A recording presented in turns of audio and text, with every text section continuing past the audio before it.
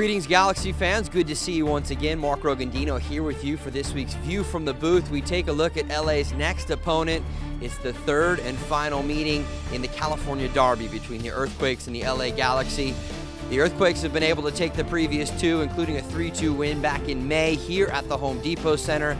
And then a month later, in late June, it was a 4-3 win for the Earthquakes up there at Stanford Stadium in Northern California, which sets up a very entertaining match coming up this Sunday at Buckshaw Stadium. 4 p.m. is the kickoff time on Time Warner Cable SportsNet. I'll talk a little bit more about the coverage in just a minute. Let's talk about the match first. Certainly more importance in this one for the Galaxy than it is for San Jose. Yes, the Earthquakes, no question, they're going to end up as the #1 seed in the Western Conference. They've got a clear point lead against the teams below them in Real Salt Lake, the Seattle Sounders, and your LA Galaxy. And they probably want to keep that momentum going for the final couple of games of the season in MLS play. But for the Galaxy, you have to think this is a must-win situation. They need to continue to get points if they want to have an opportunity at the #3 or even possibly the #2 seed in the Western Conference playoff seeding. There's no question that, again, San Jose will wrap up that #1 spot. So in the game, certainly there'll be some question marks, too, for the Galaxy. No A.J. De La Garza. He's still nursing that knee injury he picked up a couple of weeks ago. So who will partner next to Omar Gonzalez at the center back spot?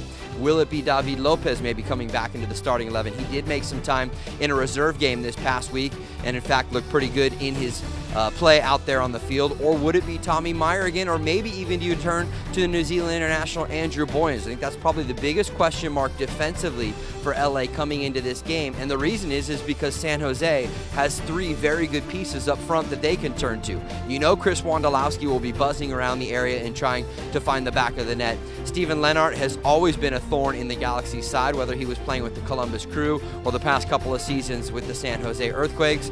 And then you have that guy that used to wear a Galaxy uniform, Alan Gordon, who's having no doubt a career year this season in Major League Soccer. He's also added to the scoring punch up top for Frank Yallop and the San Jose Earthquakes. So of any of those 3, you know that the Galaxy's defense is going to have their hands full, and that's why the matchup of who plays next to Omar Gonzalez, whether it be Lopez, Boyens, or Tommy Meyer, is that much more important.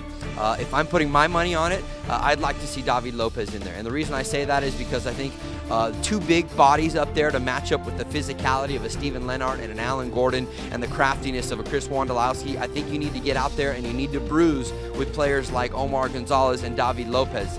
Yes, David Lopez might not be as quick in his first couple of steps as a Tommy Meyer, the younger rookie out of Indiana University, but I think in terms of veteran experience for the Brazilian center back alongside Omar Gonzalez, we haven't really seen that pairing too often in 2012 play from the Galaxy, and maybe this would be a good time to catch a good glimpse of it.